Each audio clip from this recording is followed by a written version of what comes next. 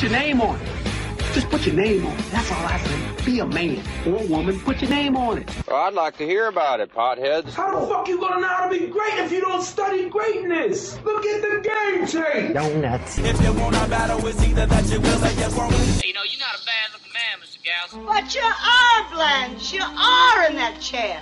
There's something wrong with us. Something very, very wrong with us. Hey, man.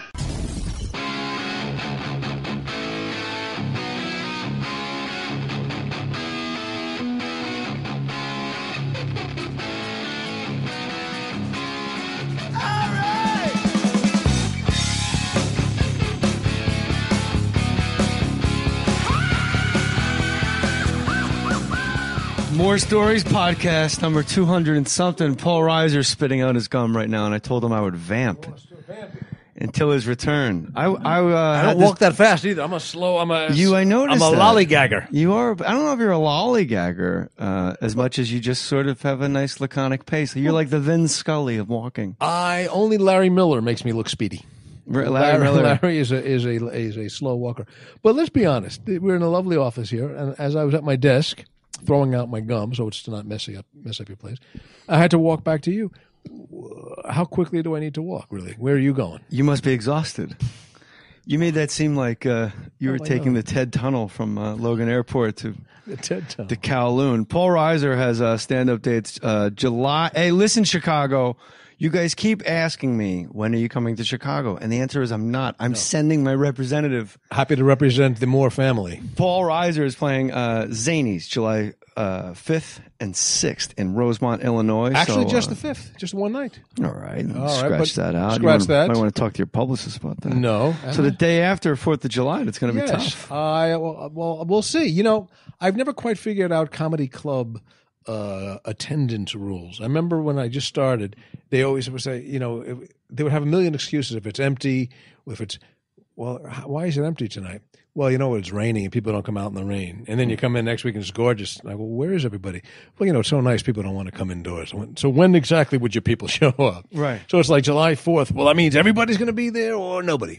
But it's July 5th, so they can have their thing and then come see a club. But that was the first club that I went to 2 years ago when I started. It was almost 2 years ago when I started doing stand-up again. And that was my first little out-of-town tryout. And it was a beautiful little club. Zanies in Rosemont? In Rosemont, which is famous for, it's next to the airport. It's very close. That's what it's famous for. And there's a lot of nice homes there. But you just go in and it's a real comedy club. It's packed and people are right in front of you. The stage is about the size of a quarter. So there's no fooling around. You're right there. You're right there. They're in your face. It is old school. I like it. You July can't run 5th, away. you're at Zanies in Chicago, but we'll call it Rosemont. Rosemont, literally the mountain of the rose. There's no mountain, there's no rose. Otherwise, it's just. But there's Delta. There's Delta, and there's America. I think you meant United Hub, and Cleveland at Hilarities, July 25th. Now, is it also the 26th? That is 2 nights there. That's what my notes say. Yes, that is a lovely club. In Cleveland, the Hilarities in Cleveland. It's a beautiful, looks like a theater. It's a nice, 500-seat club, which is for a club is nice size. Yeah, that's big for a club, actually. And I canceled Cleveland 4 years ago, Paul. Oh, I'll see what I can do. And they kept saying, and they still, on Twitter, they'll bang away, you owe us a date. When are you coming back? I'm not. Wow. Again, I'm sending Paul Reiser in my steed. And it's so neat, so nice. You are my rep, a young Roman messenger. You're going by foot. You leave today. You're a busy man. You have podcasts. You have radio shows. You can't be everywhere they want you. You're too popular. I can. Send me. I have nowhere to be. You have nowhere to be. Where am I going? You're a happily married man. You saw how quickly I came back from throwing out my gum across your office. I'm in no hurry. I'll go wherever they need me. Wherever comedy beckons. I'm like the Tom Joad of comedy. Oh, but not the ghost of Tom Joad. The real the actual, when he was healthy and gaunt. Young spry Tom Joad, the pentathlete. Yes. Do you still happily married? Yeah, why? What did you hear? A ring, so you freaked me out. I don't wear a ring. I said happily married, and I went, oh no, we're going to have to edit quickly. Well, you say happily. I mean, I wouldn't say every day is roses. But yes, happily married to a wonderful woman. And I don't wear a ring because a couple of years ago, it just started, my fingers swelled or whatever. And I had a choice. I could either eat less salt, buy a new ring, or just not wear one. And I said, honey, you know we're married, right?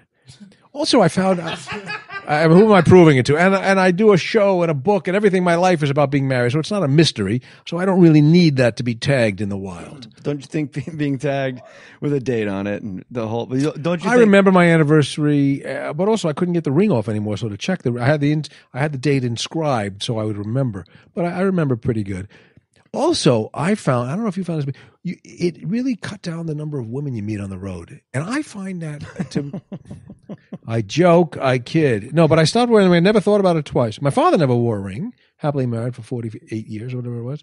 But no, I don't wear one, but it's an interesting thing because your wife doesn't care. Your wife doesn't say, no. "I would like it more." My wife is an interesting piece of work in that some things that nobody else cares about are wildly important to her, and other things that are that are like sort of the cliches that everybody would think care about mean nothing. Happily mean nothing to her.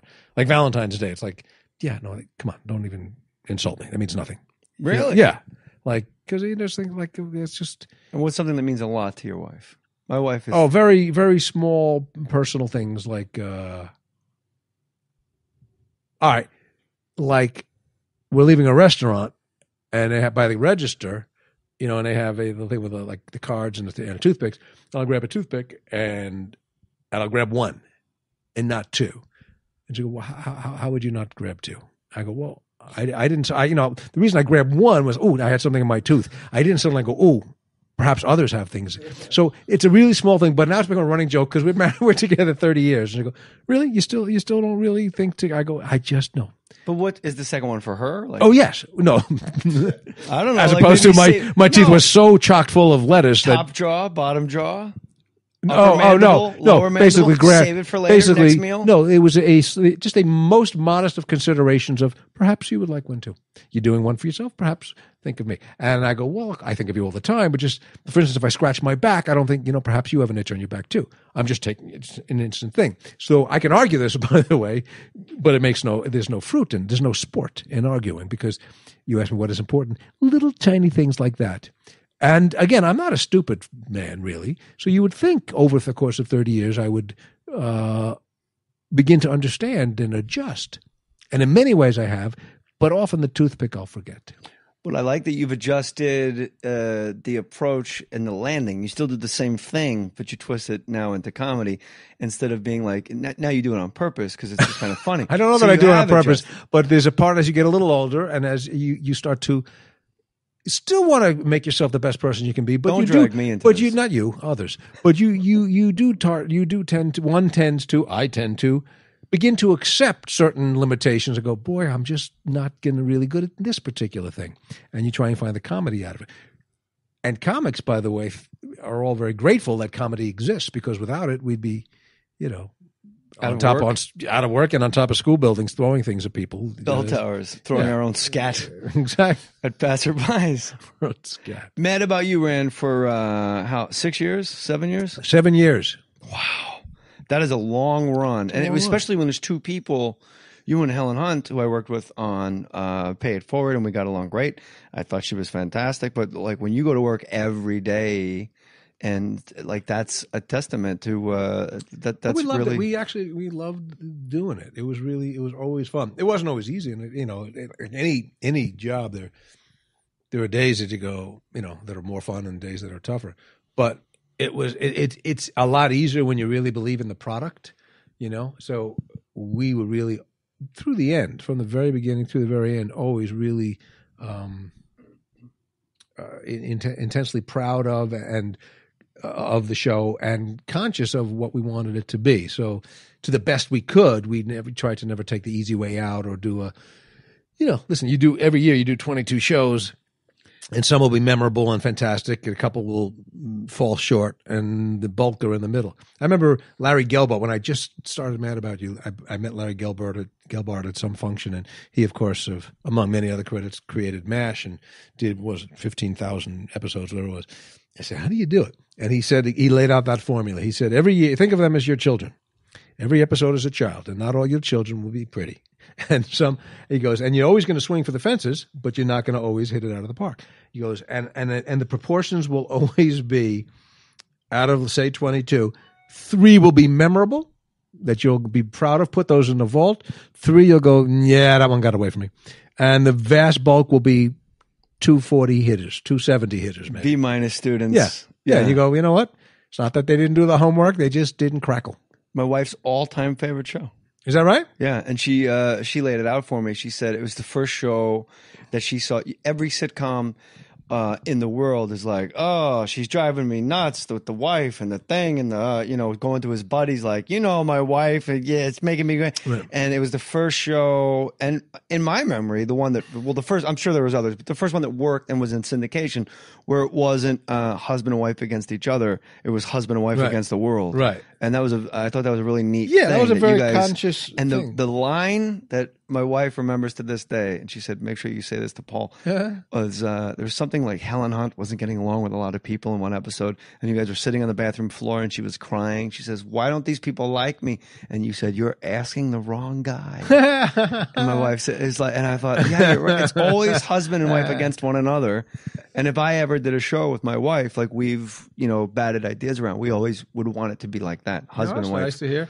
Yeah, that was. There certainly was a well-worn precedent for to the moon, Alice, and husband against wife. But from the inception, the idea of Mad About You was always, this is really hard. It's really worth it, but it ain't going to be easy. And the way you move forward is every time you hit a sticky point, you try and have the big picture in mind, and you take the higher road, and like you don't take the cheap shot, and you just this is the easy thing is like, well, I really don't like what she said, I'm going to move out and get my own apartment. Yeah, okay, you can do that, but then you're quitting. Let's have an episode with Deacon Jones. Let's have Deacon Jones come in and throw the ball around with Paul in the backyard. There you go. There's always that one episode that you just burn. You just do something absolutely ridiculous, like when Gilligan's Island had the mosquitoes come and visit.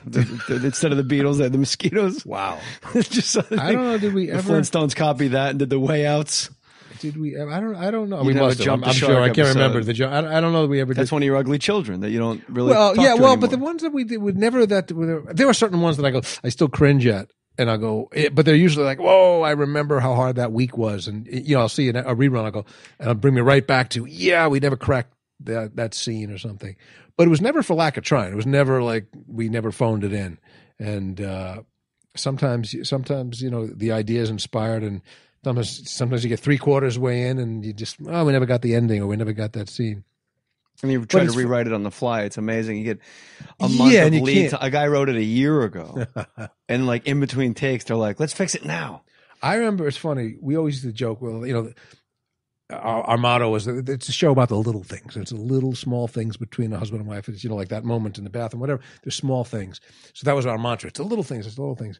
And one of our favorite episodes, it was early. I think it was might have been the first season or second season, maybe.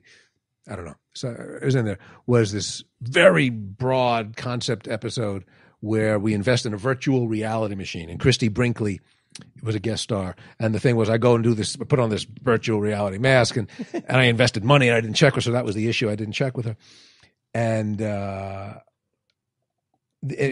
said, but it's the greatest thing, sweetie. You got to go. You could do anything. You could ski. You could jump. You could sing in the opera. You could put yourself in anything. And she started to warm up. She goes, well, I guess that sounds cool. What did you do? I said, I got a massage from Christy Brinkley.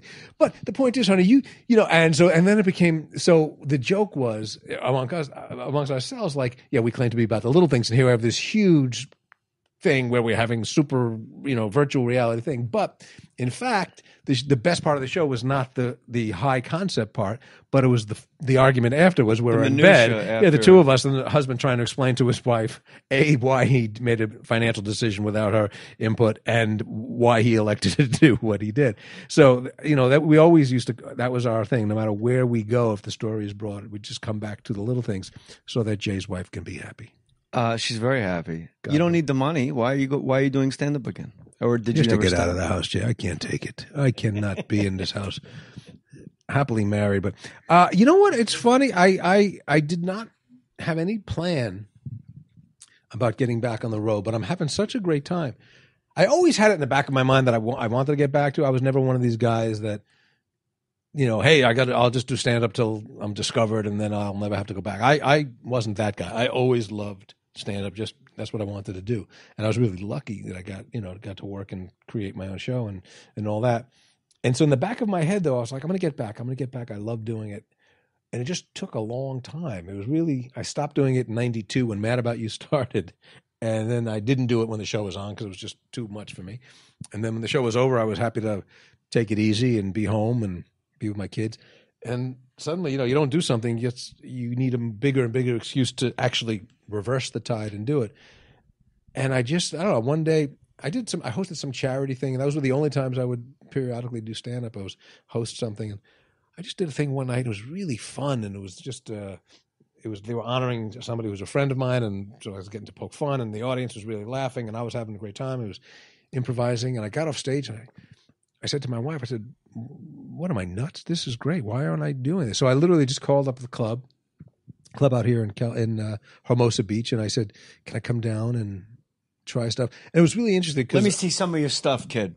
Well, this is how I knew it had been a while and I had gotten older. Is because the first thing they said, yeah, come on down anytime you want. The show starts at 10. And I said, at night? No. 10 o'clock at night is not some. I don't really do that anymore.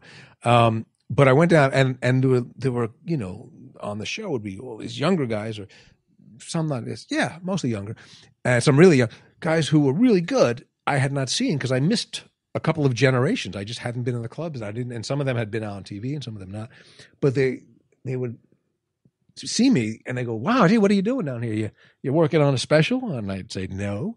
"Well, you're working on a Tonight Show spot or something?" I said, "No." And they, "Well, we don't understand. Why are you here?" I went, "I'm just want to do this." And so there wasn't a thought at all. Even I wasn't even thinking about, gee, in a year or two I want to get on the road or something. I just was really it's like, it's like Woody Allen playing the clarinet. You would love doing that. Go do it. And you do it. And he's not trying to be famous with it. He's not. So I just wanted to do it. And then after about a year, I sort of just kept throwing these goals at myself. I said, well, let me see if I can get an hour of material. Let me see if I can get an hour and a half. Let me see. All right, now let me go on the road. And, and I say go on the road. It's very easy. I mean, I'm not doing touring like guys with a bus and with the back of the shirt has 47 cities in a row. I have here and there. I go. Always starts in Florida. Always starts in Florida. Yeah. Every tour shirt starts.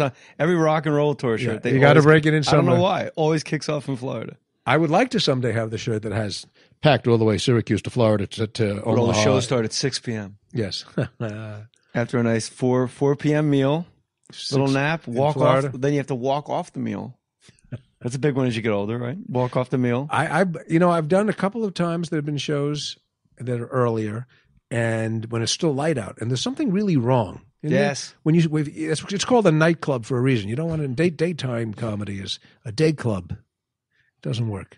I did a show. Where was it? It was Appleton, Wisconsin, and the sun set. There was windows, very high floor to ceiling windows, and it was in like a paper mill factory, and they made it a showroom. And the Saturday shows, start at 7 o'clock, and the sun's going down in Appleton, Wisconsin, and there's a spotlight, and right next to the spotlight is like the sun, the capital T, the spotlight. For a universe. And the spotlight's going, this guy's good. I can't shine like this guy. And it was exactly that. It's really, and the audience doesn't know it. They don't realize that they're not laughing because nothing is that funny in the daytime. And you're right. When you're on stage, it's very disconcerting. It's like, this because you do so much acting. It's like the first time you really start shooting nights and you put together like 3 weeks of shooting nights, like right around 4 a.m. I would get like anxiety. Like this isn't normal. And then you're driving home and everyone's getting up and going in the other direction. You're the and then you're at home you're at home at 8 o'clock, like in the morning, like, boy, I better get my night's sleep. It's very weird. However, this, when you work nights, you actually get to get things done because you will eventually wake up at like 3 p.m. You can go to the market and do all those things. You can do things. Yes. If you're doing a show or a movie, like the set of Diner, for example, if you have a 7 a.m. call and you wrap at 7 p.m., you're not picking up any prescriptions. You're not going to get any kid at school. No. You're not going grocery shopping. You just go home, watch TV, learn your lines for the next day, and call it a day. And you work with Mickey Rourke before the big comeback. Back when everybody was up and running on Diner. It was like, I don't think people realize there used to be movies with words.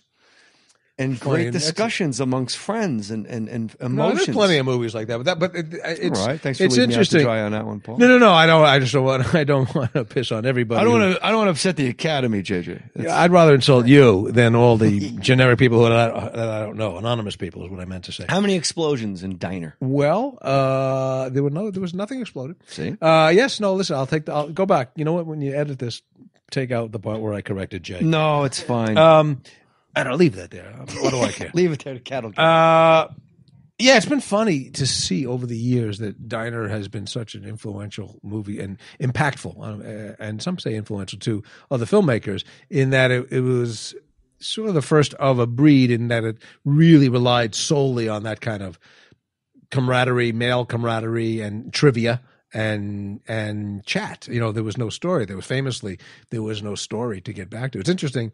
Barry Levinson is working on a theatrical version. There's a Broadway musical. Are you available? Yeah, I play Grandpa now. Sheryl Crow's doing the music, and I thought, well, wait a second. How do you do that?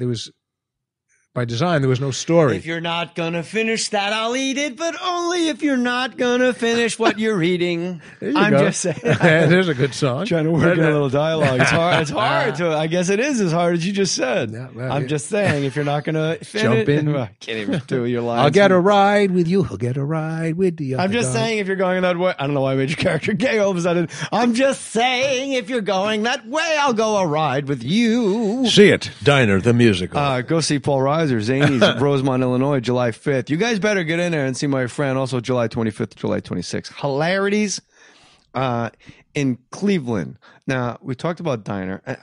I think there's a stigma with comics. Billy Crystal being a perfect example. Robin Williams, a perfect example. Yourself. I think there's a weird glass ceiling with comics as far as like the respect you could ever get as an actor. Like you see Robin Williams in Awakenings. If that was a guy that's never done stand-up comedy, he'd be just, a great actor. But it's all, I don't know, like Billy Crystal, every time he turns in like a great heartbreaking performance like Mr. Saturday Night or something like that. I mean, you were an alien, for crying out loud. Nobody talks about it. I don't know. There is something about that. And I wonder if it's part of what makes comics effective is that they sort of ingratiate themselves. You know, they make you, they put you at ease, and they become close to you, so you become close to them. People warm up, and maybe that's a different vibe than when you watch De Niro and Pacino. It's like they're brilliant and they're wonderful, but you don't watch them and feel like you're friends with them. And it's sort of like once you're friends with somebody, go, well, yeah, I'm like, even if you're friends with Springsteen, Are you going to finish that? You know what I mean? If you're friends with Springsteen, you're probably going to go, he ain't that great. He's just a guy, I knew him as a kid. Come on. He's Bruce. Yeah. So once you know somebody, and I think comics, if there's any validity to this theory of yours at all, then that's what I offer. If it's not, then I'm wrong. No, I think that's very much the case. But do you agree? I won't ask you to talk about yourself and your own acting career, but I do. It's a weird, I'm certainly not including myself. I think comics, Robin Williams, Billy Crystal, I guess would be the two. Who's a comic? You know what? Billy Connolly, nobody. I mean, Billy Connolly is a walking Oscar. Whenever he wants, I'm sure he could hand in an Oscar-worthy performance. Yeah. And I don't mean comedy. I mean like a heartbreaking. Yeah. Robin, obviously, we saw it with. Go back to Andy Griffith. You know, he was well, I don't know. Cosby. He wasn't a stand-up. Andy Griffith was a stand-up. He was really. Andy Griffith was a stand-up. Oh, I don't know which came first, but I mean, chicken. There were some old, records. Now it's possibly he was an actor and then he went and started doing that. But I'm pretty sure he did stand-up first. And he was, more in that southern. It was much more. They were the pieces that I've heard were all long set pieces about, almost like Newhart's pieces, like the invention of this thing of football. Andy Griffith did it. And they're terrific and they're funny, but they're sort of set pieces. They're not joke telling. But he was up there on a stage being this really friendly guy, and then and he was also terrific facing the crowd. Yeah, that's when I was a kid and I started stand-up comedy. I don't know why, but at like 16 years old, my father used to say, "Have you ever seen Facing the Crowd?" Is that right? And he's like obsessively. I remember loving it, and I got to it very late. It was like 10 years ago, but I've been wanting to watch it again. It's funny that my kids are teenagers, and there are holes in their knowledge of films, and I go, you got to see this, and you got to see that. they were doing a sort of a mock trial in school. My younger guys in 8th grade. I said, well, you got to see 12 Angry Men. He goes, that with Tom Cruise? I said, no, that's A Few Good Men. This is like 9 more. This is 12. And they're not good. They're angry. He goes, oh, okay. And I said, you're going to love it. It's great. And he's now beginning to like not need things blowing up for a movie to be good. And A Few Good Men is fantastic, but it's challenging. It's black and white. And it's 12 Angry Men. You mean. What I just said. Yeah, sorry. Okay. 12 Angry Men. 12 Angry Men. It's black and white in one room. And it's really following this very sophisticated, story of sophisticated in the sense of like it's subtle. He lasted 40 seconds and was sound asleep. I said, "Okay, really? Yeah." I said, "Okay, we got to start." High on the pot. It could have been. I said, "We got to start watching this more at like 12 noon." I said, "I think 8 o'clock at night is a little tough." But why did I even bring that up? I don't know why I brought that up. Movies used to have movies that have words. Exactly emotions. what you said.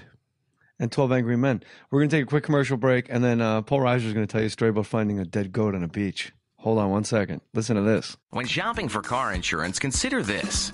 Geico has been saving people money on car insurance for over 75 years.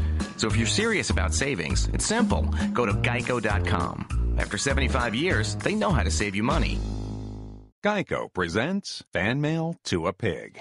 Dear Maxwell, first off, hope you are well. And I am. Seems like all you do is promote Geico's web and app abilities. And while I really enjoyed your last commercial where you talked about how I could take a photo of my VIN number and add it to my account all via my Geico app, I've got to think it doesn't leave you much time for anything else. Do tell. Sincerely, Miranda Morgan.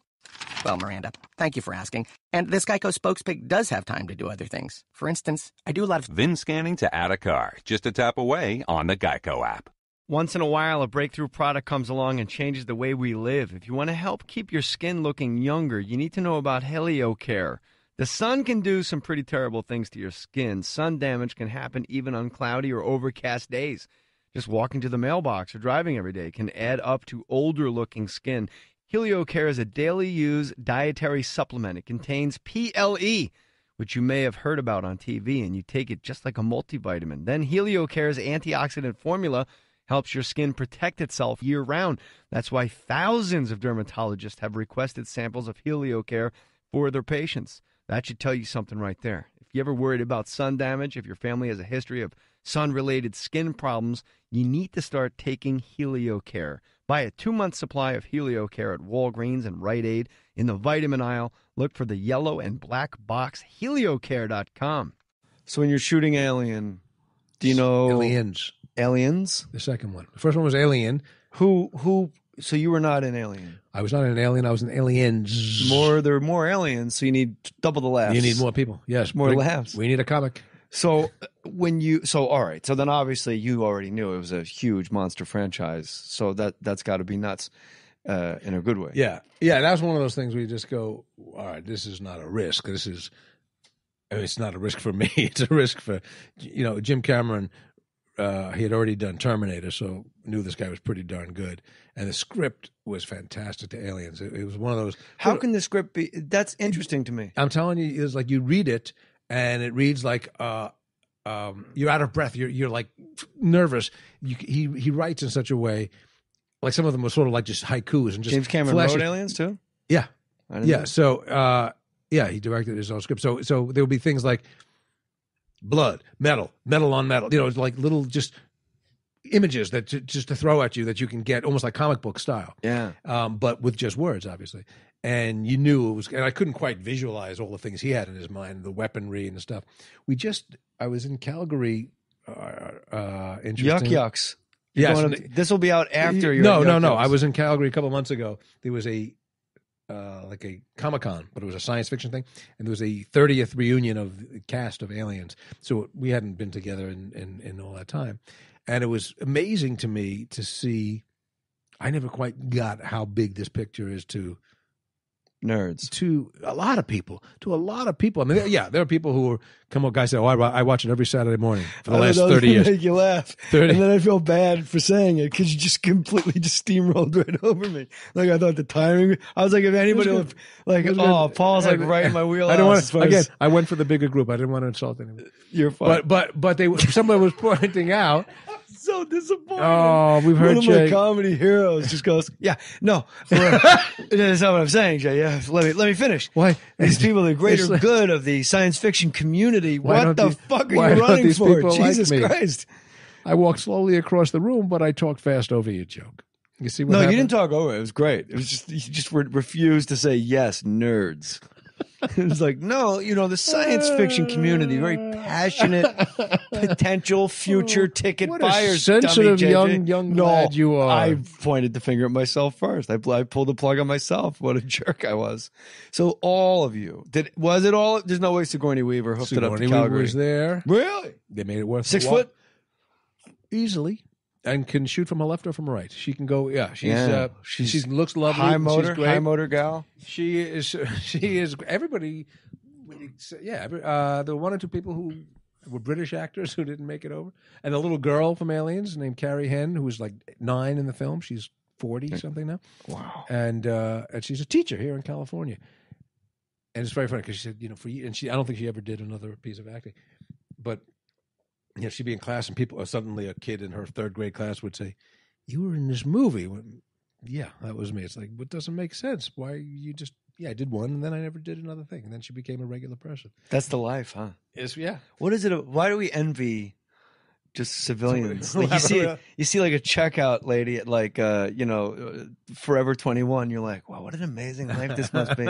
You just ring up items and people leave. Well, there's an outsider's thing. Like whenever I go to another city and certainly to another country, it all looks great. And you watch, you go to Paris and you go, wow, can you imagine being a bus driver? It's like, well, wouldn't that be great every day? And people come on with their French accents and they got their bread and he's just in France. I mean, it's a big treat. He gets this big treat every day. But of course to him, he's going, I got to get out of this. I got to go to this job. I got to get out of this city. I've always wanted to see Boston. Yeah, I got to see Boston in a hot sweltering afternoon. But yeah, so comics, you always envy what you don't have. And you're like, wow, this person has a nice, normal job. Yeah, I see guys like loading up a truck after like a day of masonry. I'm like, wow, that guy made a wall. See, but I know what it is. I just figured it out. Go ahead. There's something to show. Yes. For what you've done. And what we do disappears into the ether. It's gone. It vaporizes, evaporates, it's gone. And also, it's quantitative. It's like that brick, okay, I got to put them 15 high, and then I got to go all the way from this corner to that corner. And you can see the progress. It's tangible. Not only it's something to show, but you can see, I thought, I was trying to do a bit about it, but I haven't found it hasn't been that funny. But when you so it's not a bit. Now it's a pithy point that I make. But like when you're downloading a thing and the little progress bar and it tells you 22%, 23%. So I was doing this bit about how hypnotic that is, and I can't look away. I'll watch that till it's done. Sometimes or you think it moves. Yes, when it has not moved. No, right, and it has a little wiggle. It's like what's happening? But I realized it's wiggling a little bit, so it's working. It's obviously struggling to get to 46. Loading. And I thought, why is this so? Why can't I look away from this?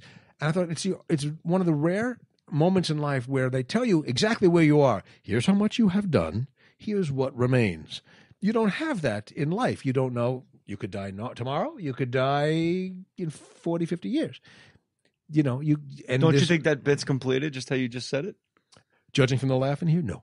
If human beings just walked around with that blue bar above their heads, you'd be like, I better be nice to that guy. That's the way to go with it. He's at 99. Yeah, go help him across the street. See, I'm going to go. That's the way to go.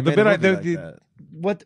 Justin Timberlake, right? They made a movie with him with the Oh, time. with the time code. Arm thing. That's a little more high sci-fi concept. I think what Paul's doing. The little bit that I came up with, and it's a sad little offering. I remember that. But I said it'd be nice if in life we had that kind of warning.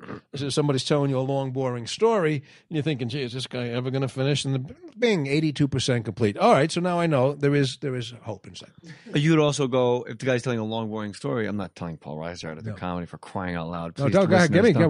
Tell me. You just go, the guy's going in the story, and you just point above your head. You go like, I'm at 88. Oh, I like that even better. I don't have that much He's 80. time. I'm almost done. I'm 82. Yeah, I'm at 88. I'm done. I don't know if you realize, but I walked in here at 88, and now I'm at 80. I don't want to leave here at 89 because of your story. Yeah, I don't have room for what you got to offer. Yeah, see, that's funny. I'm getting full. So right away, right off the bat, this has not been a waste. No, my visit not at here, all. You're going to have a full house at Zany's in Rosemont, Illinois, July 5th. Never mind, day after and 4th of July. Perhaps a new direction on a bit. July 25th, July 26th, Hilarities in Cleveland. Paul Reiser, the man that brought you classic classic bits like, did you call the guy? They and the guy. One of the all-time great. If I had a Hall of Fame, which I do, obviously, for comedy, for bits, I've a Hall of Fame for comics, Hall of Fame for bits, Hall of Fame joke for will phrases. be hanging in the closet? It's they, absolutely. First ballot Hall of Famer. Did you call the guy? And you know what they say. Who's they? Who's the guy? Well, did you call the guy? Well, you know what they say. Like you going around and around. And now, I bet you right now, Paul Reiser, 40% of my listeners went, oh my God, I didn't even realize that was Paul Reiser. And by the way, that includes me because I'm going, right, it's all coming How back does that now. go That was a again? good, how does it go? Yeah, it sounds good. There was the guy, like, who is, are you sure this guy is good? Well, that's what they say. And there was some little capper like, the guy is president of they. What was that? I don't We'll remember finish the it up. There was a little piece in there. I think the guy points to the bar above his head and said, I only have either. So what's amazing to me is the way you just explained your comedy earlier in the podcast was you took a decade off and then maybe once a year you would do a benefit and do 10, 15, 20 minutes and go, hey, that was a lot of fun. Because when I saw you was at a benefit, I was already Hollywood. Starting back up again. Because you destroyed. Like it was insane. That's very nice. Matty Boy was there. You walked out on stage and it's like, and first of all, for me, being a comedy geek and growing up a comedy, waned on the comedy teat and not knowing I'd become the cow at one point, just going like, oh my God, like I can't like wait to see Paul. Wow, and you went nice. out and you essentially told one story after the pleasantries. And it was just you and your wife walking on the beach. And obviously it had really happened. Yes. It was like the most natural way. Everything has happened. I'm not smart enough to make anything up. So I have to actually tell what happens. And if I bend the truth a little bit. But no, that was, I think I had been just a couple of months back doing it again. But it was weird, and there's such a difference. There's such a difference when you go, if you're emceeing something, they're not paying to see you and you don't have to really perform. You just have to lighten the mood and then bring up the mayor. You know what I bring up? And now here's the reason the guy's going to explain why this is a wonderful, I didn't wait that long for Obamacare. You guys ready to get going? There you go. It's the one and then line. you just get off. Yeah. And it's a very different thing when, I want to try and be up here for 15 minutes. I don't know. Did you ever take a big chunk of time off? I was off for 2 years. I was having panic attacks on stage. Really? Out of nowhere. And then my wife told me, why don't you just stop? And I was working on I was on Ghost Whisperer, so I had a check. So I wasn't doing it for the money, and I could afford to stop. And then she told me, but I know why it was. If you want a truncated version, I can very quickly.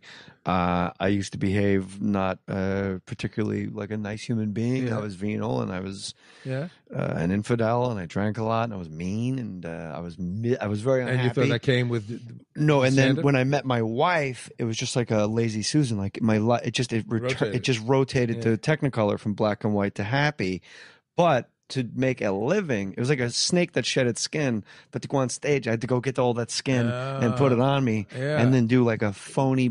I was a phony. And then my wife said, "Why don't you just stop? And then when you go back on stage, you'll just tell stories.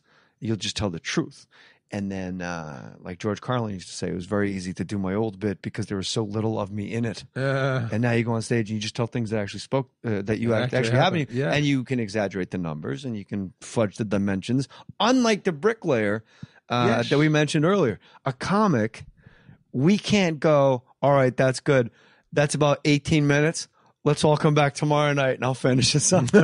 Like we have to build that wall in that hour now allotted. So it's entirely elusive. I did quit for a long time, for 2 years. Yeah, and it's a weird thing. And I had been, it was more like 20 years that I hadn't really gone out and done a whole show. And I would dig up old video cassettes. And I said, what did I do? And I knew I wasn't going to do my old act, but I just really hadn't seen it. I wanted to start. That was one of the reasons I kept waiting too, is I wanted to start from scratch. I didn't want to dust off the old act, but I would throw in a tape and see me somewhere doing, an hour 10. And I went, oh my God, how did I do that? That seems inconceivable. A little bit of a mullet. Huh? A little bit of a mullet. Right now, I will say this for the listener. Yeah. Paul Reiser, very handsome, going gray very gracefully. And I will oddly, has anybody told you look like Joe Montana? All the time. Are you being serious? In the Bay Area, a little more. You look, Oh, doesn't he look like Montana? Less now. I used to when he was playing. Look too, I used to get it. Yeah. And not back in the day with the curly mullet.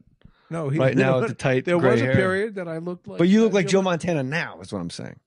You both. I haven't seen it. You don't look like Joe Montana, number 16, 49ers. No.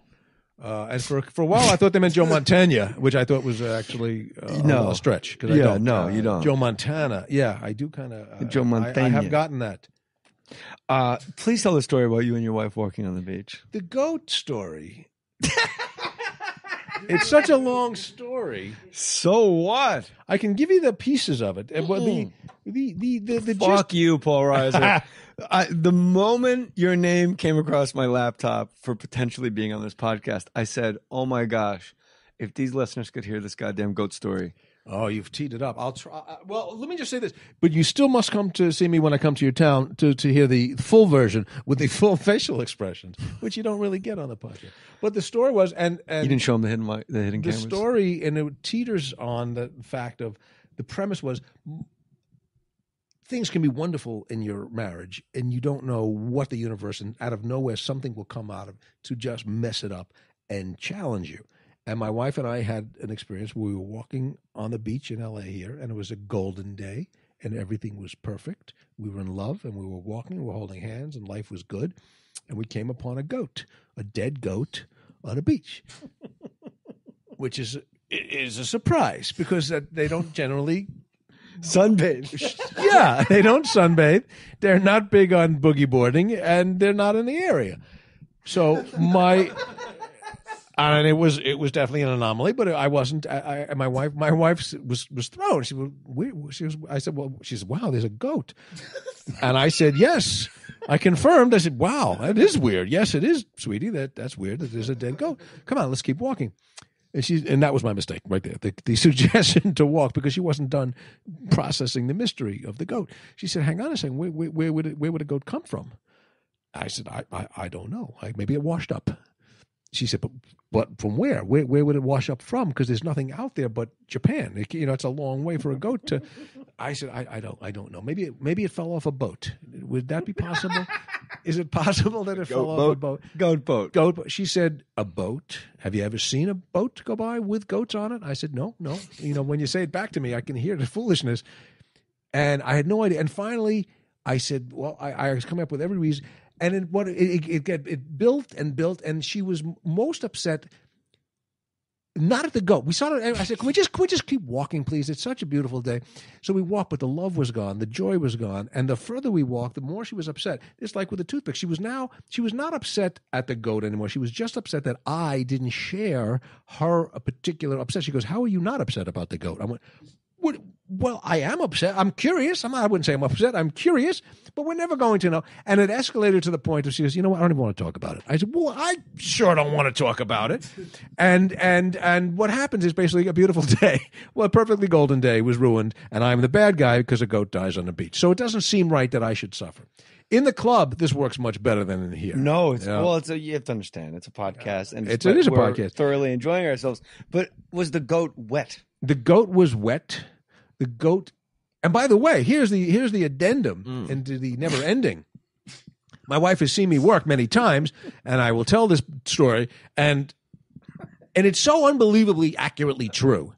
Nothing about it is made up. Not one piece of it is made up. And when I do it, sometimes I tilt a little bit too. I tilt a little bit in my favor, and people start feeling, well, this woman seems crazy. And I go, you seem very justified in being flummoxed by your wife's response. And I realize I have to make sure tilt that I don't put her, I don't want to throw her under the bus. But she has seen me, and I do this whole bit about, that whenever we get into a real conflict, she'll often say, well, I don't think you get it. You don't get it. And I'll go, no, I get it. I just don't agree with you. She'll say, yeah, because you don't get it. I don't think you understand. It's an unwinnable argument. It's like, no, I get it. Whatever it is we're talking about, I do get it, but I have a different opinion than you. She'll go, yeah, because you don't get it. So when I did the whole bit, and I do the thing on stage, and the audience laughs, and I usually close with it. It's a great bit. My wife will see it, and she'll go, it's great. But you really still don't get it. You don't know why I was upset. I go, no, I swear to God, I really don't. I don't, but the bit is working, so let's leave it. Were there footprints? Because here's the thing, Paul. Yeah.